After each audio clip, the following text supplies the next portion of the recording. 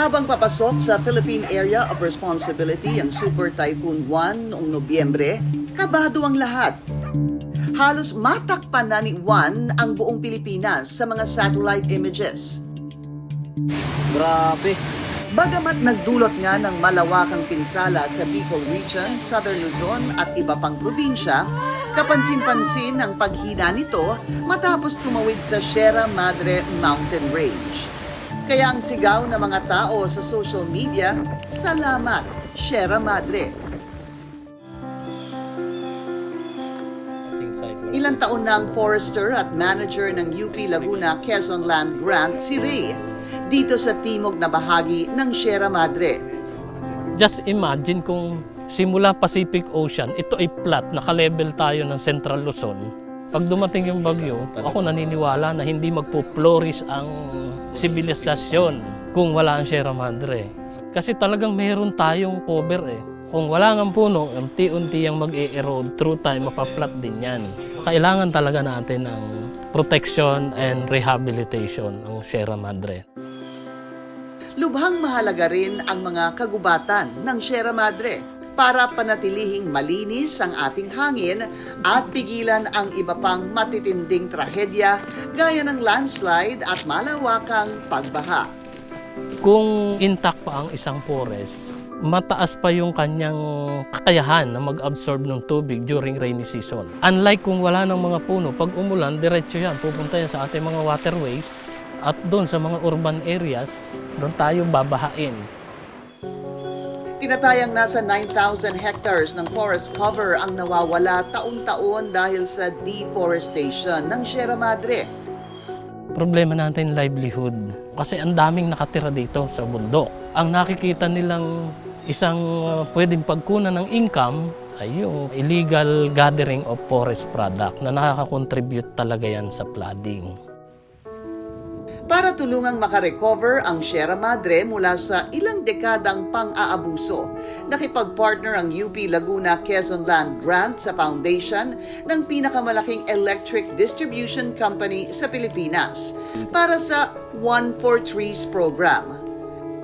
Ang One for Trees program dito sa Siniloan, Laguna ay part ng Environmental Sustainability Program ng One Meralco Foundation. Ito ay naglalayon na mapaigting yung environmental stewardship, hindi lang within Meralco but also outside Meralco. Nilalayon nating makapag-reforest ng mga critical rainforests and critical watershed dito sa Pilipinas.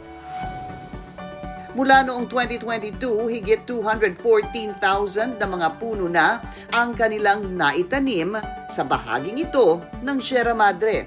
Noong nakaraang taon, nasa mahigit 10,000 ang naitanim ng kanilang mga volunteers.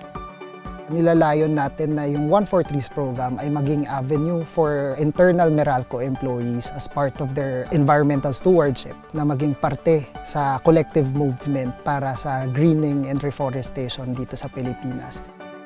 It's very important for Meralco to really adhere to sustainability principles. No? And in fact, sustainability has become a way of life for us in Meralco. Alam naman natin na yung forests really have a huge role in managing or mitigating climate risks. So, ang One Meralco Foundation, through the One for Trees program, contributes to that greater sustainability plan of Meralco to really reforest our barren lands. Kasi kinakailangang maibalik natin yung balanse sa ecosystem at makatulong tayo na mabawasan ng mga disasters related to climate. Pero higit sa volunteer efforts, pinakamalaking bahagi ng programa ang pagtulong sa komunidad ng nakatira mismo sa Sierra Madre. Sa pamamagitan ng Payment for Ecosystem Scheme, nabibigyan ng mga lokal na residente ng regular na pagkakakitaan kapalit ng kanilang pagtatanim at pangangalaga sa kagubatan kung saan sila nakatira.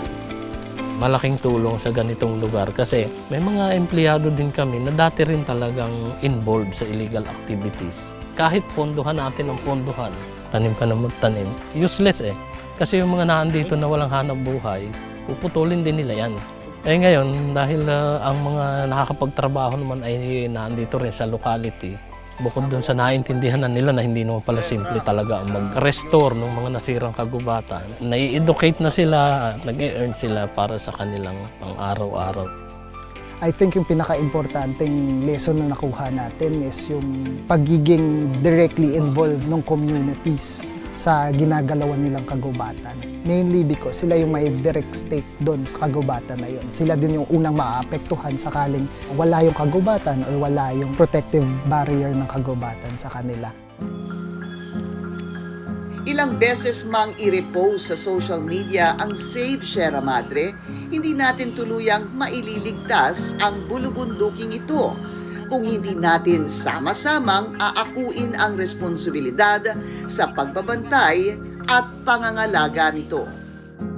Bagay na ilang dekada rin daw bumabagabag kay Mang Armando. Una po naman, parang hindi ko mauubos ang kahoy nung una-una. Sa dami po ng mga kahoy talaga.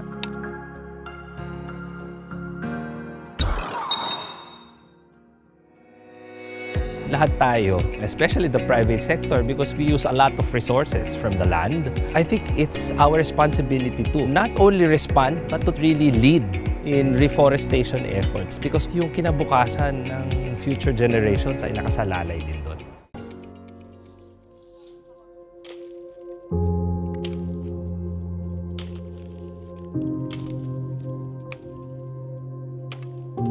'86 pa lang, laman na ng kagubatan ng Sierra Madre si Mang Armando.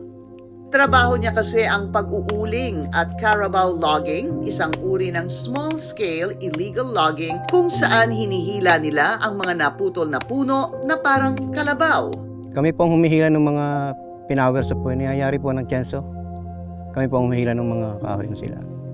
Kung saan po, meron pong Paite, San Antonio, Pangil, ganyan. Yung nga pong pag-uuling, naranasan ko rin, napakahirap din talaga.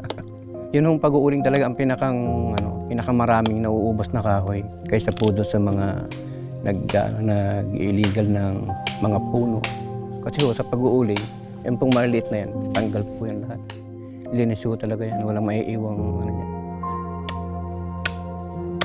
Alam naman daw niyang bawal ito, pero ito lang daw ang paraan para mabuhay niya ang kanyang pamilya. Kaso po wala ibang pagkakitaan, kundi yun lang po medyo maganda-gandang pagkakitaan. Kaya doon po kami napapokus. Dagdag pa niya, noong mga panahong iyon, parang wala rin naman daw kaubusan ang mga puno sa Sierra Madre. Nung una po naman, parang hindi ko mauubos ang kahoy. Sa dami po ng mga kahoy talaga. May amin po naman, maliliit lang. Kumbaga, pinaka-small laging lang kami nun. Mga tira lang nila halos yung nakuha namin. Ang Sierra Madre ang pinakamahabang bulubundukin ng Pilipinas. Binabaybay nito ang halos buong eastern side ng Luzon mula Cagayan hanggang Quezon Province. Pero sa ilang dekadang pangangalakal ng mga tao rito, malaking bahagi na rin ng Sierra Madre ang nanganganib. Ito ang dahilan kaya nakipag-partner ang foundation ng pinakamalaking electric distribution company sa Pilipinas sa UP Laguna Quezon Land Grant, dito sa timog na bahagi ng Sierra Madre. Alam naman natin na yun yung pinakaunang sumasangga nung malalakas na bagyo at malalakas na hangin dito sa parte ng Luzon. Marapat lamang na pangalagaan yung Sierra Madre Mountain Range, and the best form of solution na nakita natin is through a nature-based solution na reforestation nga. Yung mismong pagtatanim ng puno, I think it's a small act pero mas malaking ripple effect nito in terms of ensuring na na-reforest natin or nabibigyan natin ng halaga yung Sierra Madre. Kasama nila sa reforestation efforts ang local community and non-government organizations na tumutulong hikayatin ang local community na sumali sa kanilang community-based forestry approach. No one agency can carry out the massive effort to reforest 70% lost forest cover. All of us rely on the community. These are the local communities that live in forests. So that's farmers, foresters, and fisher folk. Partnerships is a really effective shortcut to having a larger impact. You get more trees, more people involved, you spread the word bigger. So it's actually a very efficient way of carrying out sustainable development projects. Dahil na rin sa kanilang information and education efforts, Marami sa mga dating pumuputol ng puno ang ngayon ay nangunguna na sa pagtatanim at pangangalaga ng kagubatan sa kanilang lugar. Simula pumasok po ang Meralco, napakaganda po ng naging improve sa amin. Marami po natulungan ang mga taong tatrabaho. Mas maganda po na talagang mayroon ng siguradong pagkakakita, hindi kagaya sa paglalaging na lumalaban ka pa, baka biglang makumpis ka, ganyan. Sayang lang ang pagod. Dito po, sigurado kong may pang-araw-araw ng kita. Naiintindihan na rin daw niya ngayon na mahalaga ang bawat puno sa kabundukan, lalo na para sa mga susunod na henerasyon. Yun ang mabigat doon sa hindi nakakaintindi tungkol sa pagtatanim. Balik kung sa kanilang talaga babalik yun, tayo nadamay. Isa pa dyan, yung mga babagong bata pang nasibol, di lalo ng kawawa sila. Kaya nga po yung kahit paano sa mga ibang barkada ko na ganun pa rin ang trabaho, mag-uuling. Sabi ko, pag tagal-tagal niyan, tayo ang babalikan niya, sabi ko. Ngayon, nag-uumpisa na nga. Hindi man bilang ni Mang Armando ang dami ng punong naputol niya noon, may ibang ligaya raw sa kanyang puso ang bawat pinhing kanyang naitatanim ngayon. Sa pakiramdam ko po na kahit paano nakakatulong. Kaya pag nagtatanim kami, sabihin ko yan, unti-unti na ako nakakabawi sa kalikasan kahit paano. Sa ilang taon ng One for Trees program sa Sinoloan, Laguna, mahigit 214,000 na mga puno na ang kanilang naitanim. At malaking bahagi ng tagumpay na ito ang local community. Reforestation's measure of success is really its survival. We must make sure na merong magme-maintain ng mga trees na ating itinanim. Kasi kailangan talagang lumaki sila para makapag-contribute sila mas significantly sa ating challenges on climate change.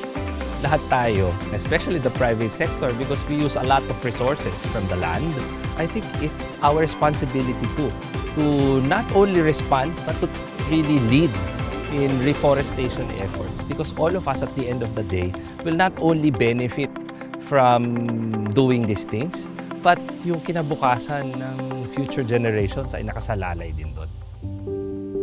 Ilang bagyo na tayong pinoprotektahan ng Sierra Madre, lalo na tayo dito sa Luzon, sa sama-samang pagtutulungan ng gobyerno, local community at private sector. Darating ang panahon na masasabi naman nating we saved Sierra Madre. Ang masasabi ko lang po, dapat yung mga hindi pa natigil sa ganyang pagpuputol, sa ngayon po sana tumigil na sila. Kung hindi kawawa din lang ating bansa.